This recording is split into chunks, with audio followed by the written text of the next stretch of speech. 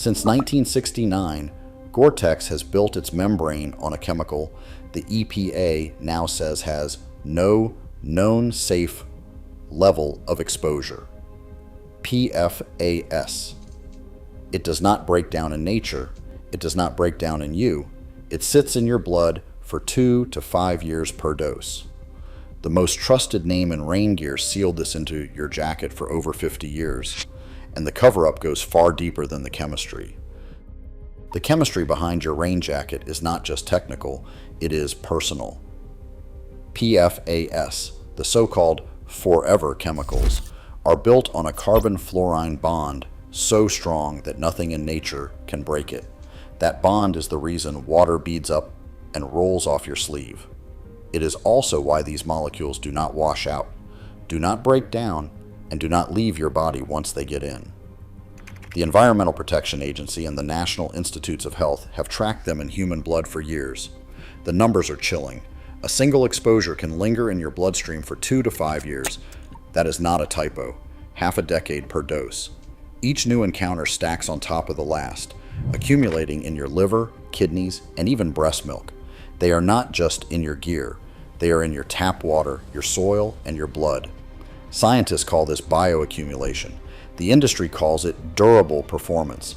But there is a cost.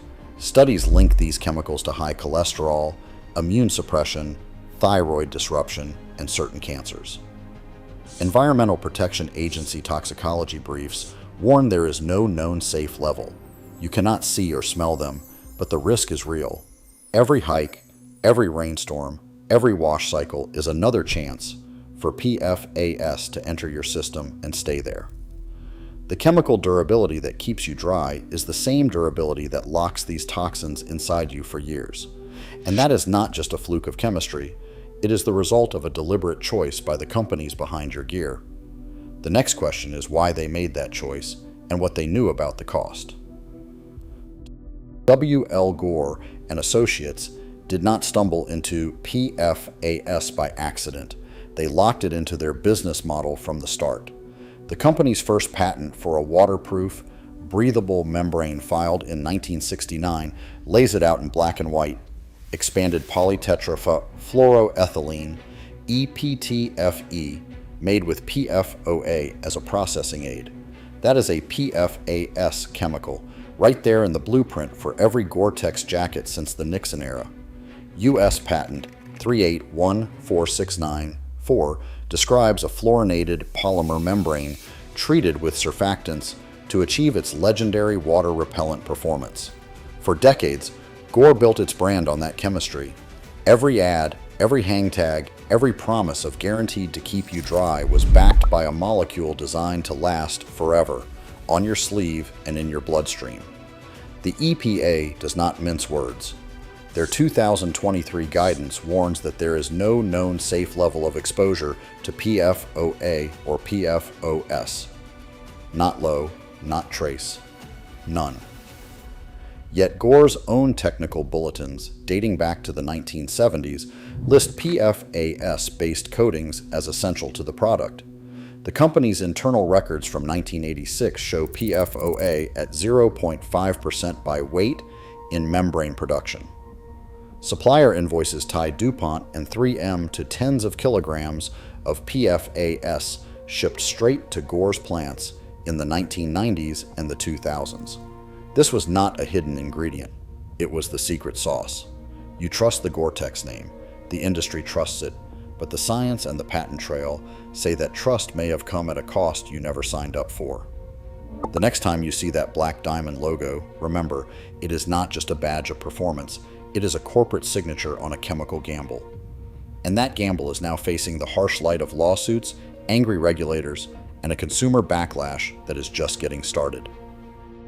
December 18th, 2024. Maryland's Attorney General Anthony Brown files a civil complaint against W.L. Gore and Associates in federal court. The charge is knowingly releasing PFAS into state waters, air, and soil for over 50 years. The numbers are right there in the filing. 1,800 parts per trillion of PFOA in a private well near Gore's Cherry Hill facility. That's more than 25 times the EPA's health advisory. Another well, just down the road in Elkton, clocks in at 1,450 parts per trillion. Surface water downstream is 2,100 parts per trillion, sealed and logged by Eurofins Scientific, an accredited lab. These are not abstract risks. They are measurable, certified, and sitting in the tap water of real families. Just 8 weeks later, on February 12, 2025, the law firm Hagens, Berman, Sobol, Shapiro files a federal class action in Delaware. Their angle is greenwashing. Gore's marketing claims that their products were free of PFAS, they say, are contradicted by internal memos and runoff tests showing at least 600 parts per trillion of PFAS in consumer jacket wash water. The complaint cites ALS Laboratories, chain of custody forms, and decades of internal documents. It's not just one state anymore, it's a federal reckoning. Residents near the Cherry Hill plant are not waiting for the lawyers to sort it out. In March 2025, they filed their own class action, armed with well data showing 720 parts per trillion of PFOA and 680 parts per trillion of PFOS within a 3-mile radius. They want medical monitoring, cleanup, and answers. Each new case turns private chemistry into public record. Each new number raises the question, why are you still being sold a product with a toxic legacy? The dominoes are starting to fall. France isn't waiting for lawsuits. On January 1, 2026, every rain jacket with PFAS is banned from French shelves. Not a warning, an outright prohibition. Denmark follows 6 months later, driving PFAS out of textiles and outdoor gear by July 1st, 2026. These are not empty gestures. Manufacturers must prove their products are free of PFAS before they can even enter the country. The European Union is lining up behind them, pushing for a continent-wide ban by 2028. If you think this is just a European problem, think again. American retailers are moving fast. REI, the biggest name in outdoor gear, announced that all its private label products must be free of PFAS starting fall 2024. By fall 2026, every jacket on their racks, no matter the brand, will face the same demand. Suppliers must submit declarations that their products are free of PFAS and pass third-party audits. BlueSign, the gold standard for textile certification, now rejects any product with detectable PFAS as of January 2026. If you want that blue tag, you need chemistry that passes a 0.1 microgram per kilogram threshold. These are not suggestions. They are market rules. Brands that do not comply get shut out. Retailers that do not adapt lose their clean image. The pressure is global, and it is forcing every outdoor brand to scramble for alternatives. The scramble comes with a price, and the next section reveals who is really paying for it. Gore's answer to the PFAS crackdown is a new membrane called expanded polyethylene, known as EPE. On paper, it is a technical marvel. Lab tests show a hydrostatic head of 28,000 millimeters, right in line with the old EPTFE standard. But the real test is not in the lab. It is in the field, where you sweat, scrape, and bushwhack. That is where the cracks show.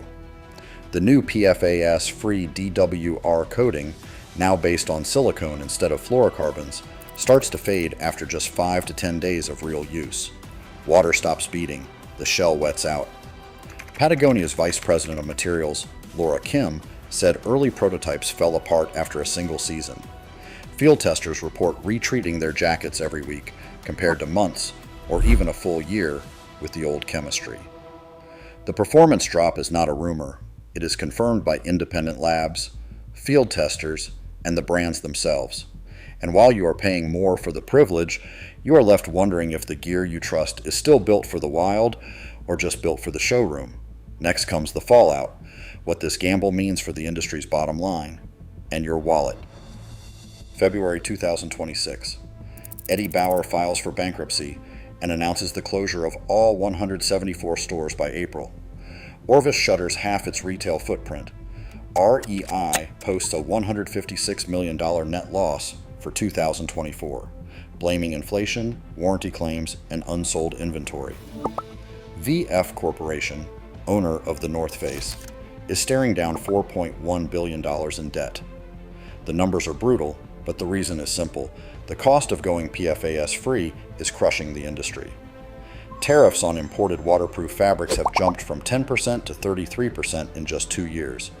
Retail prices on rain jackets are up 20 to 50%. That $400 shell you were eyeing last year? It is $600 now, and it might not last a single season. Brands scramble to fill racks with PFAS-free alternatives: Gore-Tex Shield, Event, Paramo Nikwax, waxed cotton, and silicone DWR. But every option comes with trade-offs: higher price, lower durability, or both. Meanwhile, the resale market for old Gore-Tex jackets, still loaded with PFAS but proven in the field, surges 30 to 45% above new. You are being squeezed from both sides: pay more for less, or gamble on a legacy that is now under legal siege. The next question is simple: how do you protect yourself when the industry cannot protect you? Right now, you are being asked to pay top dollar for jackets that may still hide PFAS, chemicals the EPA calls unsafe at any level. Industry lawsuits are piling up.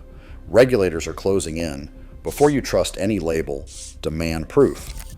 Your health and your wallet should not be collateral damage. Sound off below.